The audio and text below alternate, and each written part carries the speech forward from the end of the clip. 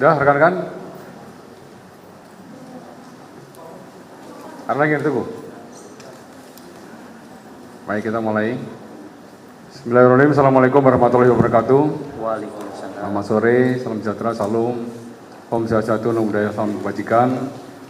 Yang saya hormati Wakil Ketua LPSK, yang saya hormati dari Deputi Bidang Anak dari KWPA, Pak Kapusdokes, Pak Karumkit, Pak Karo Penmas, Kapolres Jakarta Pusat, Kabid Humas Polda Metro Jaya, serta rekan-rekan media yang saya cintai dan saya banggakan.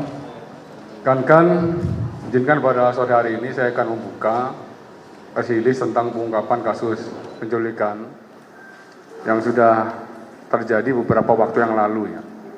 Kalau dari hitungan dari penyidik sekitar 28 hari ya kejadian ini terjadi.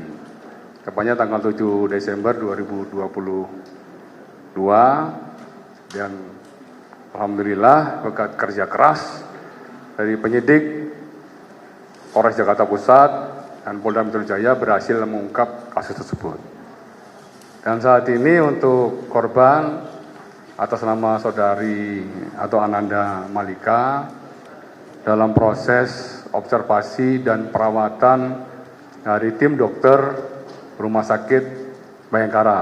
Ya, oleh karenanya pada kesempatan ini nanti secara teknis saya akan persilakan dari Kapolres Jakarta Pusat dulu yang menyampaikan bagaimana proses pengungkapan terkait kasus penculikan tersebut, dan kemudian saya persilakan nanti dari Pak Kapusdokes ya bersama tim medis nanti akan menyampaikan bagaimana proses perawatan Ananda Malika ya.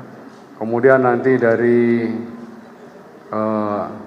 LPSK ada yang perlu disampaikan kami persilakan, dan juga dari Deputi Bidang Anak ya dari KWPA juga akan menyampaikan. Rekan-rekan, ini kasus ini menjadi atensi pimpinan Polri. Jadi perintah beliau untuk segera dituntaskan ya terkait menyangkut masalah kasus yang korbannya adalah anak. Ini menjadi atensi pimpinan. Dan juga menjadi atensi pimpinan juga bahwa semua beban biaya perawatan untuk Ananda Malika ditanggung oleh Polri. Ya, dalam hal ini Pak Kapusdokes akan menyampaikan dan perintah beliau juga dirawat dengan sebaik-baiknya sampai dengan nanti hasil asesmen dokter menyatakan baik dari sisi psikologi, psikis maupun dari fisiknya dinyatakan sehat, baru nanti akan dikonsultasikan untuk dikembalikan kepada pihak keluarga. Dan nanti ya tentunya dari pihak LPSK, kemudian dari Deputi Perlindungan Anak nanti juga terus akan memonitor, juga mengawasi proses penyidikan dan juga perlindungan terhadap korban tersebut. Untuk menyingkat waktu, saya persilakan mungkin dari Kapolres Jakarta Pusat dulu menyampaikan proses penyidikan, baik mulai pengungkapan sampai dengan prosesnya sampai dengan hari ini. Saya persilakan. Baik, terima kasih atas izin Bapak Kadif Humas Mabes Polri. Kami izin menyampaikan kronologis terkait kasus dugaan penculikan anak yang terjadi beberapa waktu yang lalu. Yang terhormat Bapak Kadif Humas Mabes Polri, yang kami hormati Bapak Kapusdokes Mabes Polri, Bapak Karumkit, kemudian Bapak Karo Penmas, dari Deputi Bidang Anak KPPA, kemudian dari KPAI, serta teman-teman media sekalian yang berbahagia. Dapat kami sampaikan bahwa awal kejadian laporan kasus penculikan anak berawal pada tanggal 7 Desember 2022, di mana berdasarkan hasil rekaman CCTV yang kami dapat bahwa proses terjadinya terduga pelaku membawa korban M itu terjadi pada tanggal 7 kurang lebih sekitar pukul 10 pagi. Kemudian di tanggal 9 orang tua korban melapor kepada kami dengan laporan bahwa anaknya belum kembali. Nah, dari sana sesuai dengan prosedur disebarluaskan melalui jajaran kepada seluruh jajaran oleh operator terkait dengan ada anak yang belum kembali dengan ciri-ciri sebagaimana yang disampaikan oleh orang tua. Selanjutnya, pada tanggal 12 Desember 2022 ditemukan potongan ataupun rekaman CCTV yang menggambarkan bahwa korban M dibawa oleh seorang laki-laki dengan menggunakan bajai. Nah, dari sanalah berawal semua tahapan proses penyelidikan dengan mencoba untuk mengidentifikasi siapa sesungguhnya orang yang diduga membawa korban M dengan menggunakan bajai. Dari rekaman ataupun potongan CCTV yang ada, kami coba menelusuri, menggali informasi orang-orang terdekat, termasuk juga orang-orang yang diduga kenal dengan terduga pelaku yang digambarkan adalah seorang dengan pekerjaan mengumpulkan barang-barang bekas dengan ciri-ciri membawa gerobak dengan ciri-ciri khusus, di bagian bannya ada kipas dan juga menggunakan sepeda pendorong. Nah, selanjutnya dari sana kita coba menggali, menyisir bahwa nama dari terduga pelaku, menurut keterangan orang tua, keseharian pelaku, terduga pelaku atas nama Yudi. Namun di kalangan pengumpul barang bekas dikenal dengan nama Herman. Nah, dari dua nama ini terus kami lakukan penyisiran, mendapatkan informasi, dan kami kembali mendapatkan potongan ataupun rekaman CCTV di Jalan Industri, di mana memperlihatkan ada orang dengan ciri-ciri yang mirip dan juga menggunakan gerobak yang mirip dengan apa yang digambarkan. Dari sana dengan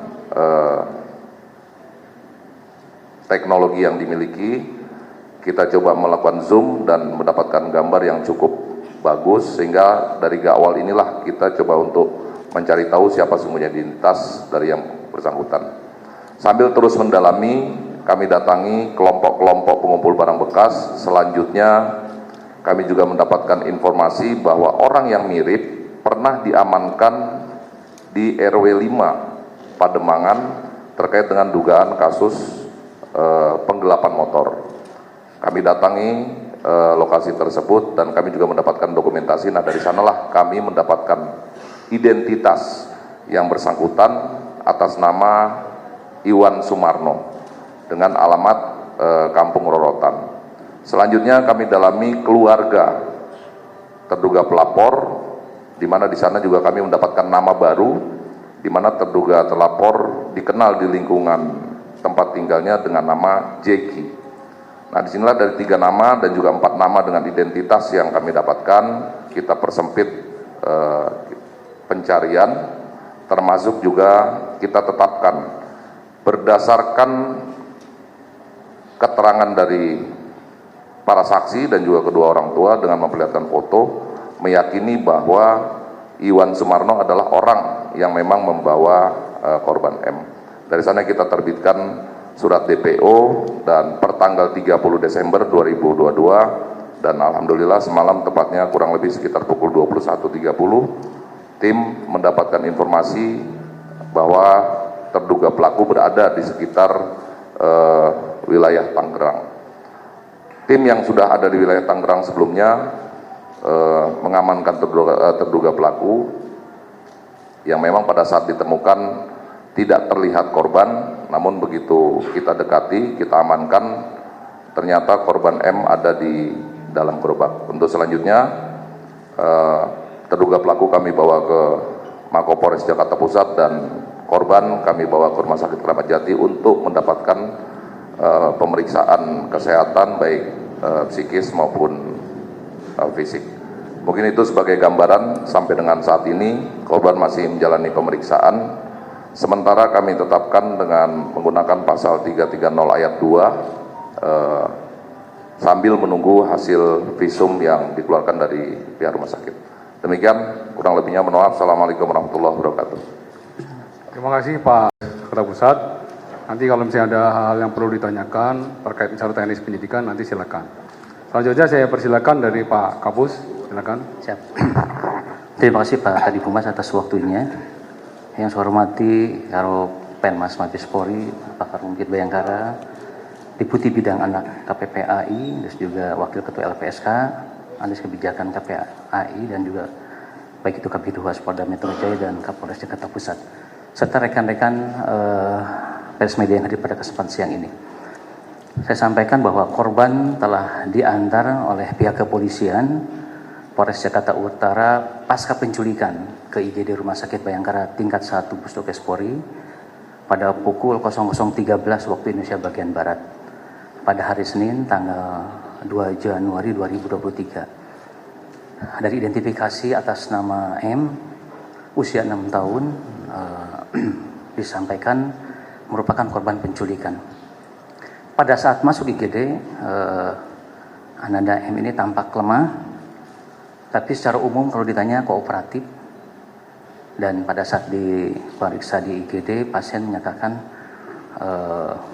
memang sempat disampaikan sempat ada perlakuan seperti dipukul, yang disampaikan tadi oleh penyidik. Tapi secara umum telah dilakukan pemeriksaan baik oleh dokter spesialis anak Rumah Sakit Bayangkara, juga oleh dokter psikiatri forensik, dan juga pendalaman dan pendampingnya dari psikologi forensik. Dan sampai sekarang tetap pemeriksaan visum et repertum masih tetap kita kerjakan. Hasil untuk pastinya mungkin akan disampaikan setelah proses-proses yang memang perlu kita lengkapi dan kita pastikan pemeriksaannya. Dan alhamdulillah secara umum pada hari ini Ananda M ini dalam kondisi sehat, juga secara umum kooperatif, dan juga bisa berinteraksi baik itu dengan keluarganya, bisa juga interaksi dengan dokter maupun perawat yang merawatnya. Mungkin secara keseluruhan, secara detail nanti saya sampaikan karena kami juga punya tim dokter yang nanganin, dan ini juga akan terus kita dalami sehingga kita akan tahu hal apa saja sebetulnya. Dan ini mungkin karena untuk mengungkap pada kondisi anak ini perlu waktu dan perlu pendekatan. Mungkin demikian yang saya sampaikan. Terima kasih. Wassalamualaikum warahmatullahi wabarakatuh. Terima kasih Pak Kapus. Dari Wakil Ketua LPSK mungkin ada yang boleh disampaikan, kami silakan.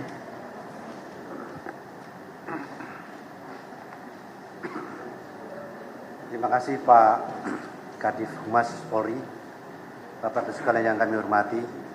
Pertama, kami dari LPSK menyampaikan apresiasi yang setinggi-tingginya kepada Polri, khususnya Polres Metro Jakarta Pusat dan Polda Metro Jaya beserta jajarannya yang tak henti-henti terus mengungkap kasus ini.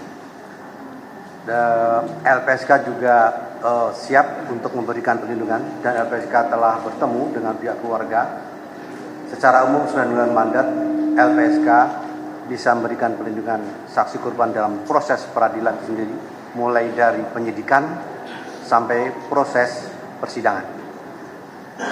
Dan apresiasi juga akan diberikan kepada tim medis yang telah mengambil langkah-langkah medis untuk perawatan, bantuan bagi korban. Langkah-langkah medis maupun psikologis tadi sudah disampaikan. LPSK juga bisa memberikan bantuan medis maupun psikologis, namun tadi sudah disampaikan oleh Pak Kadif Humas bahwa seluruhnya ditanggung oleh Kepolisian Negara Republik Indonesia. LPSK juga masih akan bisa untuk memberikan pelayanan bantuan lanjutan, apakah itu medis atau psikologis, jika memang hasil rekomendasi dari dokter ataupun psikolog masih diperlukan. Dan saat ini proses penyidikan sedang berlangsung, dan tentu LPSK akan terus berkoordinasi dengan tim penyidik untuk terus bersama-sama mengawal menuntaskan kasus ini demi keadilan dan kebenaran. Terima kasih. Assalamualaikum warahmatullahi wabarakatuh. Terima kasih Pak Wakil Ketua LPSK. Pak Deputi silakan, mungkin ada yang perlu disampaikan. Assalamualaikum warahmatullahi wabarakatuh. Waalaikumsalam. Terima kasih Pak Humas. Pak Kapus Dokes, Pak Karopenmas, Pak Karumkit, Wakil Ketua LPSK, dan Pak Kapolres beserta jajarannya termasuk dari Mabes Polri, dari Renata. Pertama, kami mengapresiasi dengan hasil kerja ini. Ini pekerjaan yang tidak mudah. Ini pekerjaan yang tidak mudah dan tadi sudah ditegaskan 28 hari anak kita bisa ditemukan. Lalu kemudian yang kedua, Pak Kapolres tadi sudah menegaskan bahwa ini akan dibuktikan dalam proses penegakan hukumnya menggunakan 330. Tentu kami berharap bahwa dalam proses pendalaman baik dari perawatan sampai ke pemulihan juga bisa didalami terkait dengan kemungkinan ini terhubung dengan persoalan-persoalan yang berkaitan dengan perlindungan anak. Oleh karena itu, karena ini unsur dibawa oleh orang lain secara melawan hukum, 330 tadi sudah ditetapkan, kami berharap juga kalau nanti seandainya dalam proses di perawatan di rumah sakit, lalu kemudian dalam pendalaman itu ditemukan ada kekerasan, bukti fisik, misalnya mengalami kekerasan, lalu kemudian dieksploitasi, lalu kemudian juga ada persoalan-persoalan lain yang ini bisa dikaitkan dengan pasal-pasal di perlindungan anak, maka kami mohon nanti penyidik bisa melakukan pendalaman terkait dengan ini. Dan tentu ada 4 hal yang harus dilakukan, tadi sudah disampaikan bahwa ketika ada kasus seperti ini maka ada 4 upaya yang harus dilakukan. 1 dari sisi pengawasan, lalu kemudian 2 dari sisi perlindungan, pencegahan, lalu kemudian perawatan dan rehabilitasi. Dan tadi sudah disampaikan bahwa di Rumah Sakit Polri ini akan dilakukan perawatan sambil melakukan upaya pemulihan, dan kita berharap proses rehabilitasi ini juga bisa dilakukan. Tadi para pihak sudah membuat komitmen dan kita berharap kasus ini bisa diselesaikan dengan sebaik-baiknya. Dan yang terpenting adalah belajar dari kasus ini, mudah-mudahan tidak terulang lagi kasus yang sama. Oleh karena itu tadi polisi tidak mudah untuk mengungkap ini, tetapi unsur pencegahannya juga harus diutamakan. Keluarga, masyarakat untuk lebih sensitif lagi memahami tentang kemungkinan-kemungkinan anak berada dalam ancaman penculik atau orang lain yang punya niat jahat. Inilah yang perlu diingatkan bahwa baik anak, orang tua, masyarakat, dan pemerintah termasuk aparat penegak hukum untuk bersama-sama memastikan upaya pelindungan anak bisa dilaksanakan dengan sebaik-baiknya, baik pemenuhan hak anaknya maupun perlindungan khusus pada anak-anak tersebut, sehingga ancaman-ancaman yang berdampak lebih buruk lagi bisa kita hindari. Alhamdulillah 28 hari ini ananda kita dalam kondisi selamat dan mudah-mudahan tidak berdampak jangka panjang, dan ini sebuah penyelamatan yang patut diapresiasi dan mengingatkan kita semua untuk terus waspada kepada niat-niat orang tertentu yang berniat jahat kepada anak-anak Indonesia. Demikian, terima kasih. Assalamualaikum warahmatullahi wabarakatuh. Waalaikumsalam. Terima kasih Pak Deputi atas penjelasannya. Rekan-rekan media, ada yang mau ditanyakan? Silakan. 1 dulu, Mas Kakek. 1, apa lagi? 2, terus 3 ya.